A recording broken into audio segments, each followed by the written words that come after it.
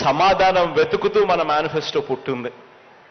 కానీ చంద్రబాబు నాయుడు గారి మేనిఫెస్టో హైదరాబాదులో పుట్టింది. వేరే రాష్ట్రాల్లో ఏమేం జరుగుతా ఉన్నాయి, ఏం ఎన్నికలు జరుగుతా ఉన్నాయి, ఆ పార్టీలు ఏం చెప్పాయి, ఏది బాగుంది అని చెప్పి కిచిడీ చేసి వాళ్ళ హామీలన్నీ కలిపి ఒక మేనిఫెస్టో రూపకంలో తీసుకొచ్చాడు. ఆ హామీలన్నీ కూడా నిజంగా అమలు చేసే అవకాశం, పరిస్థితి రాష్ట్ర ప్రభుత్వానికి ఉందా? చేయగలుగుతామా? అలా చేయగలుగుతామా అనే ఆలోచన కూడా ఈ మనిషికి, చంద్రబాబు నాయుడు గారికి ఉండదు. లేకుండా తాను మోసాలకు దిగాడు. కారణం ఏమిటో తెలుసా? కారణం ఎలాగూ ఇచ్చేది లేదు కాబట్టి, ఎలాగూ చేసేది మోసమే కాబట్టి, అబద్ధాలు ఆడడంలో భావదారిద్ర్యం ఎందుకని, చేసేవానికైతే ఇది చెయ్యాలి, మాట చెప్తా ఉన్నాం, చెయ్యకపోతే ఎలాగా, క్రెడిబిలిటీ పోతుంది, విశ్వసనీయత పోతుంది అని ఆలోచన చేస్తాం. కానీ చంద్రబాబు నాయుడు గారు మాత్రం ఆయన జీవిత చరిత్ర చూస్తే ఎలాగూ ఇచ్చేది లేదు కాబట్టి, ఎలాగూ చేసేది మోసమే కాబట్టి, అబద్ధాలు ఆడడంలో భావదారిద్ర్యం ఎందుకని, నమ్మినవాడు మునుగుతాడు, నమ్మించిన వాడు దోచుకోగలుగుతాడు అన్న ఫిలాసఫీతో చంద్రబాబు నాయుడు గారు అడుగులు పడతా ఉన్నాయి. ఆలోచన చేయమని అడుగుతా ఉన్నా. ఎలాగో ప్రజలు అధికారం ఇవ్వరన్న నమ్మకంతో బాబు తన మార్కు గ్యాంబ్లింగ్ మొదలుపెట్టాడు. ఎలాగో ప్రజల అధికారంలోకి తన తీర్థాగు తీసుకొని రారు, నమ్మకం లేదు అని గ్యాంబ్లింగ్ మొదలుపెట్టాడు. తన మార్క్ గ్యాంబ్లింగ్ మొదలుపెట్టాడు. మొన్నటిదాకా అన్నాడు జగన్ మాదిరిగా బటన్ నొక్కితే రాష్ట్రం శ్రీలంక అయిపోతుంది అని చెప్పి అన్న అదే నోటితోనే ఆయన చేస్తున్న ఈ గ్యాంబ్లింగ్ వ్యవహారంలో 6 వాగ్దానాలంటూ కొత్తగా ఒక మేనిఫెస్టో అని చెప్పి చెప్తా ఉన్నాడు, ప్రజల్ని మోసం చేసేందుకు. పైగా ఇది శాంపుల్ మాత్రమే, ఈ 6కు ఇంకో 6 కూడా జమ అవుతాయని కూడా చెప్తా ఉన్నాడు. ఆలోచన చేయమని అడుగుతా ఉన్నా. ఒకవైపునేమో మీ బిడ్డ ఇంత కష్టపడితే, ఎప్పుడూ జరగని విధంగా చేస్తే, మీ బిడ్డ ఇంత కష్టపడితే ఎప్పుడూ జరగని విధంగా చేస్తే, మీ బిడ్డ సంవత్సరానికి 70,000 కోట్ల రూపాయలు ఖర్చు చేయగలుగుతా ఉన్నాడు. ఎప్పుడూ జరగని విధంగా అది కూడా 2,55,000 కోట్ల రూపాయలు డీబీటీగా నా అక్క చెల్లెమ్మల చేతుల్లో పెడుతూ, నాన్ డీబీటీగా కనీసం 1,07,000 కోట్లు వేసుకున్నా కూడా ఆ 3,55,000 కోట్ల రూపాయలు 5 సంవత్సరాల కింద లెక్కేసుకుంటే దాదాపుగా 70,000 కోట్ల రూపాయలు చాలా కష్టపడితే మీ బిడ్డ ఖర్చు చేయగలుగుతా ఉన్నాడు. కానీ ఈరోజు చంద్రబాబు నాయుడు గారు అంటాడు ఈ 6 కాదు, ఈ 6కు శాంపుల్ మాత్రమే అని చెప్పి. ఆశ్చర్యం ఏమిటో తెలుసా?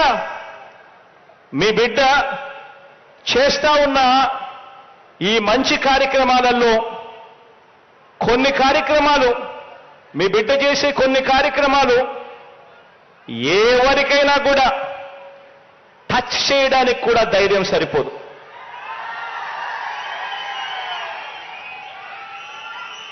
అలాంటి కార్యక్రమాలు మన అవ్వ తాతలకు, వికలాంగులకు, వితంతువులకు ఇచ్చే సామాజిక పెన్షన్లు, 3,000 రూపాయలు ఇచ్చే సామాజిక పెన్షన్లు కానివ్వండి, వ్యవసాయానికి ఉచిత విద్యుత్ 9 గంటల పాటు పగటిపూటే ఇచ్చే కార్యక్రమం కానివ్వండి, ప్రతి పేదవాడికి సబ్సిడీ మీద బియ్యం ఇచ్చే కార్యక్రమం కానివ్వండి, ఆరోగ్యశ్రీ, ఆరోగ్య ఆసరా 108, 104 కార్యక్రమాలు కానివ్వండి, గోరుముద్ద కానివ్వండి, పూర్తి ఫీజు రీయింబర్స్మెంట్ ఇచ్చే విద్యా దీవెన కానివ్వండి, వసతి దీవెన కానివ్వండి, సంపూర్ణ పోషణం కింద గర్భిణీలకు, బాలింతలకు, 6 ఏళ్లలోపు పిల్లలకు పౌష్టికాహారం ఇచ్చే కార్యక్రమం కానివ్వండి, ఇలా ఈ 8 పథకాలే దాదాపుగా 52,700 కోట్ల రూపాయలు అవుతుంది. ఎవరైనా రద్దు చేయాలన్నా చెయ్యి కూడా వెయ్యలేని పథకాలు ఇవి. మరి ఈ 52,700 కోట్ల రూపాయలు ఈ పథకాలకు తోడు చంద్రబాబు చెప్పిన 6 పథకాలు, చంద్రబాబు చెప్పిన 6 స్కీములు, అవి కూడా కలిపితే ఆ 6 స్కీములకు అయ్యే ఖర్చు 73,000 కోట్లు. ఇలా టచ్ చేయలేని స్కీములు మరో 52,000 కోట్లు.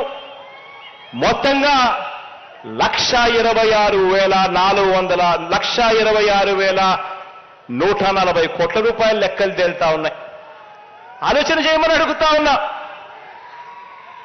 మరోవైపు మీ బిడ్డ సంవత్సరానికి 70,000 కోట్ల రూపాయలు ఇచ్చే కార్యక్రమం కూడా చాలా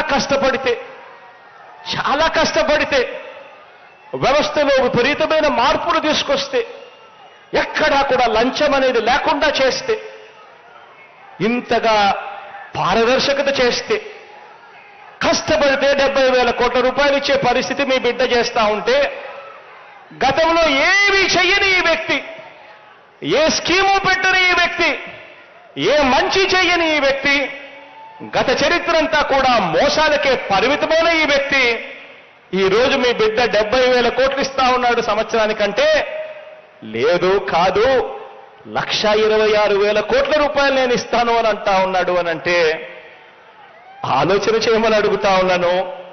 ఇది అయ్యేదా? మళ్ళీ మోసం చేయడం కాదా అని ఆలోచన చేయమని అడుగుతా ఉన్నా. రాజకీయాలలో ఎప్పుడైనా కూడా ఒక్కటి గుర్తుంచుకోండి. ఎందుకనంటే మీరంతా కూడా రేపొద్దున బావి లీడర్లు కావుతారు. ఈరోజు మీరు చేస్తా ఉన్న మీ సేవా కార్యక్రమాలు రేపొద్దున మిమ్మల్ని అందరినీ బావి లీడర్లుగా నిలబడతాయి.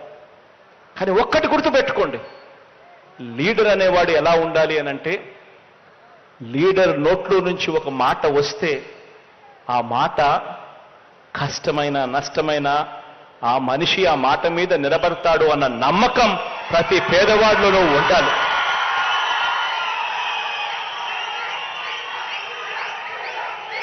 ఆ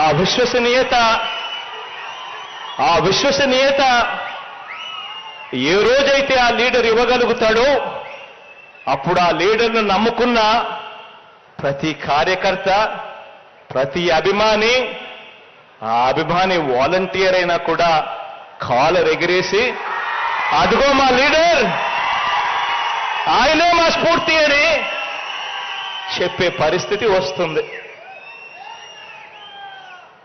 ఈరోజు చంద్రబాబు నాయుడు గారి పాలన 1994లో తీసుకున్నా, 1999లో తీసుకున్నా, 2014లో తీసుకున్నా కూడా చంద్రబాబు నాయుడు ఇచ్చిన మేనిఫెస్టో, టీడీపీ ఇచ్చిన ఎన్నికల ప్రణాళిక మేనిఫెస్టో అధికారంలోకి రాగానే, అధికారంలోకి రాకమునుపు రంగురంగుల కలర్లతో మేనిఫెస్టో ఉంటుంది. 650 పేజీలు, 650 హామీలు అంటాడు. ప్రతి సామాజిక వర్గానికి అంటాడు. మేనిఫెస్టో రంగురంగులుగానే ఉంటుంది ఎన్నికలు అయ్యేదాకా. ఎన్నికలు అయిపోయిన తర్వాత మేనిఫెస్టో చెత్తబుట్టలో వేసి, మేనిఫెస్టో అన్నది ఏముంది, మేనిఫెస్టో అన్నది ఎక్కడుంది అని అంటే కనీసం వాళ్ళ వెబ్సైట్స్ లో కూడా కనిపించుకోకుండా మాయం చేస్తా ఉన్న పరిపాలన చంద్రబాబు నాయుడు గారి హయాం.